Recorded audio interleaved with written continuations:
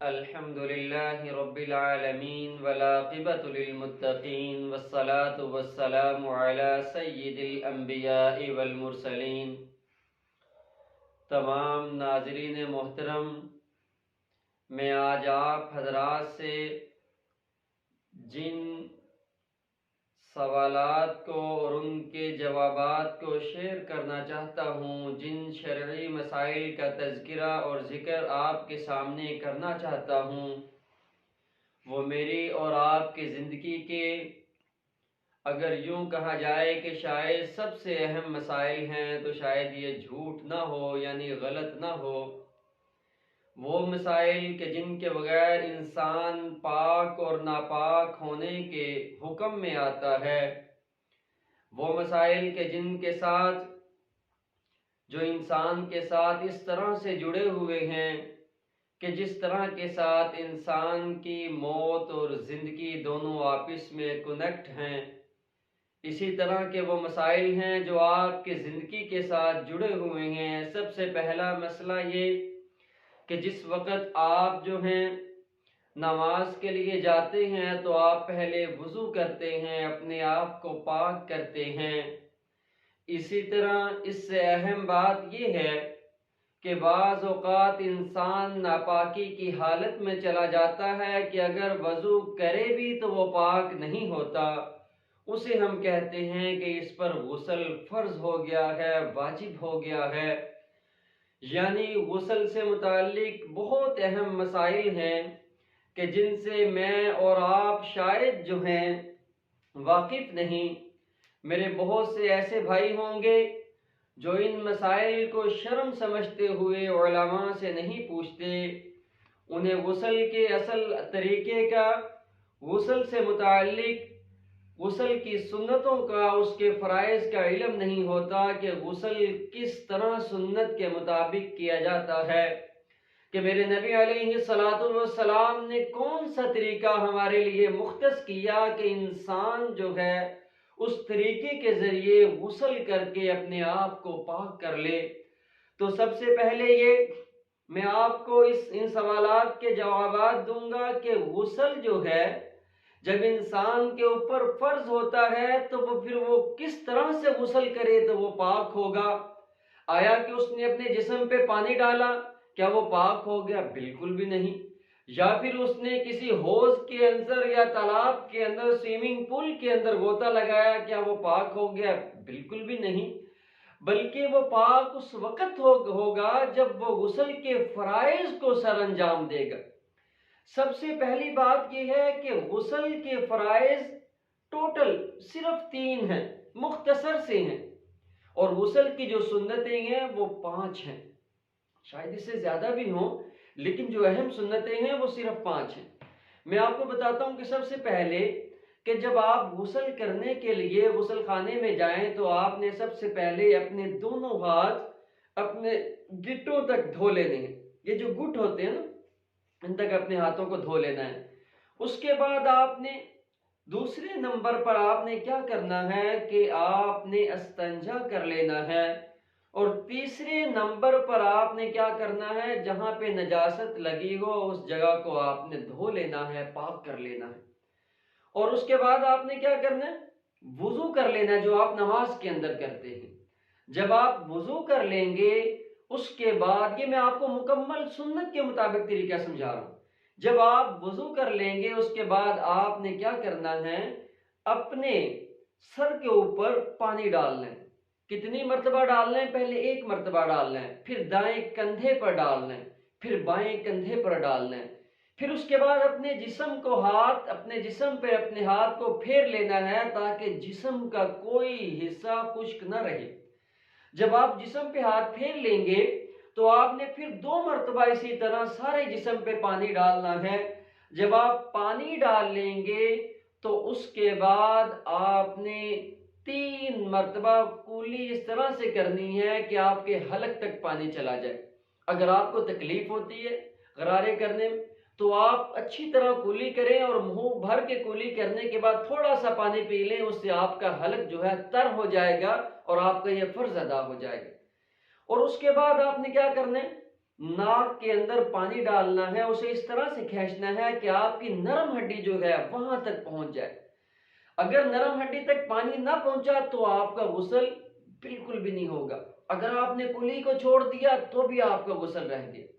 لیکن یہ جو میں نے آپ کو ساری چیزیں بتائی، ان میں سب سے اہم جو چیزیں ہیں وہ 3 ہیں کہ جن کے بغیر غسل ہو ہی نہیں سکتا۔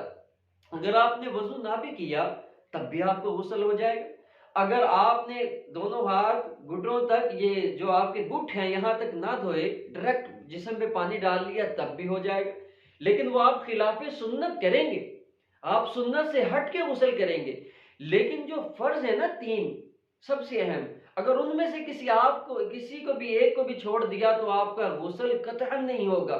سب سے پہلا فرض، اب میں آپ کو صرف فرائض سمجھانے لگا ہوں۔ پہلا فرض جو ہے کلی کرنا ہے۔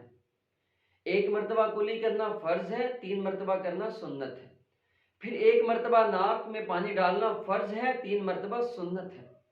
پھر آپ نے اپنے جسم کے اوپر 1 مرتبہ اس طرح سے پانی ڈالنا کہ ایک بال بھی آپ کا خشک نہ رہے۔ اگر ایک بال بھی خشک رہ گیا تو غسل نہیں ہوگا۔ 1 مرتبہ پانی بہانا فرض، 3 مرتبہ سنت۔ پھر اگر آپ نے غسل کیا، غسل کرنے کے بعد آپ باہر آ گئے اور آپ کو یاد آیا میں نے تو کلی نہیں کی، کیا اب آپ کو دوبارہ نہانا پڑے گا؟ نہیں، بلکہ آپ نے صرف اور صرف کلی کر لینی ہے، آپ کا غسل ہو جائے گا۔ اگر آپ بھول گئے کہ میں نے تو ناک میں پانی بھی نہیں ڈالا، تو آپ کیا کریں کہ آپ ناک میں بھی پانی ڈال لیں تو بھی آپ کا غسل ہو جائے گا۔ اور اگر آپ نے کوئی ایسی غلطی کی جان بوجھ کے نہیں، یعنی آپ کے جسم کے اوپر مثال کے طور پر کہیں کوئی آدمی پینٹ کا کام کرتا ہے، اس کے جسم پہ پینٹ لگ جائے اور وہ غسل کر کے باہر آ جائے تو پینٹ کے نیچے چونکہ پانی نہیں جاتا تو اس کا غسل نامکمل ہے، وہ پاک ہی نہیں ہوا ابھی تک۔ اور جب تک آدمی پاک نہ ہو اس کا مسجد میں جانا حرام ہے، حرام، وہ مسجد میں داخل ہی نہیں ہو سکتا۔ نماز پڑھنا تو دور کی بات ہے، وہ مسجد میں جانے کی اسے پرمیشن ہی نہیں۔ تو اس لیے وہ آئے، اپنے پیٹ کو صاف کرے، پھر وہاں پہ پانی بہائے۔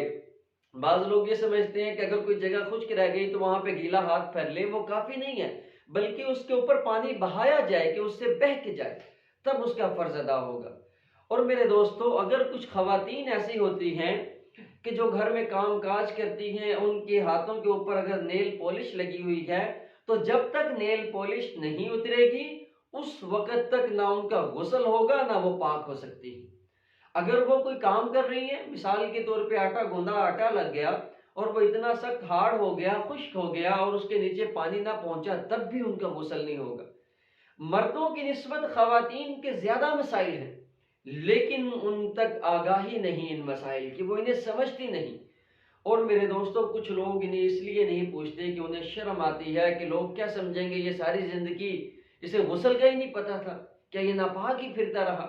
تو میرے دوستو، اس لیے جو ہے آپ نے بالکل بھی شرم محسوس نہیں کرنی، ان مسائل کو آپ نے بلا جھجک جب آپ کو ضرورت پیش آئے، چاہے آپ وہاں اپنے محلے کے کسی عالم دین سے، کسی حافظ سے، مفتی صاحب سے پوچھیں، یا چاہے آپ مجھے کمنٹ کے اندر کوئی سوالات اس سے ریلیٹڈ ہیں آپ پوچھ سکتے ہیں، میں آپ کی جوابات دوں گا۔ چونکہ میرے دوستو، جب میں نے قرآن مجید کو حفظ کیا، جب میں درس نظامی کے شعبے میں میں نے سٹارٹ کیا درس نظامی، تو ہمارے جو استاد محترم تھے وہ ہمیں کہا کرتے تھے کہ بیٹا اگر آپ نے ان مسائل کو سیکھنا ہے پھر شرم کو ایک سائڈ پہ رکھ دیں۔ اگر آپ دینی مسائل کو سمجھنا چاہتے ہیں پھر آپ نے شرم محسوس نہیں کرنی، بلکہ یہ ایسے مسائل ہیں جو آپ کو شرم کو ایک سائڈ پہ رکھ کر ان مسائل کو سیکھنا بھی پڑے گا، سمجھنا بھی پڑے گا۔ لیکن چونکہ بات کافی لمبی ہو گئی تو میں تو چاہ رہا تھا کہ اس موضوع کے اوپر آپ سے کچھ اور گفتگو کروں، لیکن میں یہیں پہ اپنی بات کو کلوز کرتے ہوئے صرف آپ کو اتنا ضرور بتا دوں کہ یہ تو میں نے آپ کو طریقہ بتایا ہے کہ غسل کس طرح کرنا ہے۔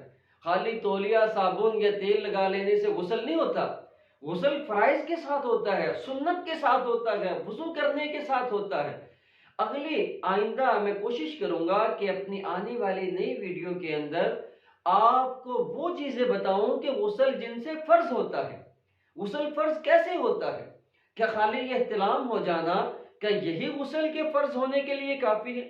یا میاں بیوی کا آپس میں مل جانا کیا یہی غسل کے فرض ہونے کے لیے کافی ہے؟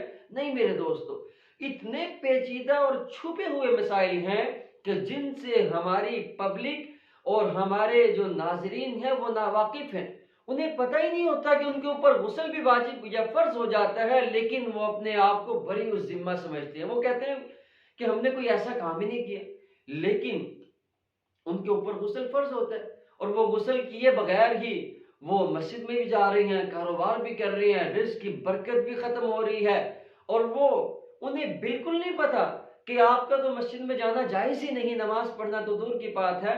آخری مسئلہ آپ کو یہ بتا دوں کہ جب آپ کے اوپر غسل فرض ہو جائے تو اس وقت جو ہے آپ جو ہے قرآن مجید کی نہ تلاوت کر سکتے ہیں، نہ نماز پڑھ سکتے ہیں.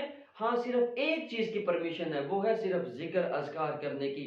تو میں انشاءاللہ کوشش کروں گا کہ آنے والی نئی ویڈیو کے اندر آپ کو ان مسائل سے آگاہ کروں کہ جن کے ساتھ غسل فرض یا واجب ہوتا ہے. وہ کون کون سے مسائل ہیں، کہ اس کے اندر کون کون سے پیچیدہ اور چھپے ہوئے راز ہیں، وہ میں انشاءاللہ آپ کے ساتھ شیئر کروں گا. اگر آپ اسی طرح میری ان کاوشوں کو، ہماری ٹیم کی کاوشوں کو اگر آپ سراہتے رہے تو پھر میں انشاءاللہ آپ کے ساتھ اسی طرح کے مسائل ڈسکس کرتا رہوں گا، اور میں کوشش کروں گا کہ تاکہ آپ کے مسائل جو ہیں آپ کو کہیں جانا نہ پڑے، کہیں شرمندگی کا سامنا نہ کرنا پڑے کسی سے پوچھنے کے لیے، بلکہ آپ کے مسائل آپ کی دہلیز پر اور آپ کے صرف ایک موبائل آن کرنے پر آپ کے مسائل آپ کے سامنے آ جائیں، اور ان کے حل، سوالات کے جوابات آپ کے سامنے آ جائیں، تاکہ آپ کی تمام یہ جو مسائل سے متعلق پریشانیاں ہیں وہ دور ہو جائیں، اور اللہ جل جلالہ مجھے بھی آپ کو بھی ان تمام باتوں پر عمل کرنے کی توفیق عطا فرمائے.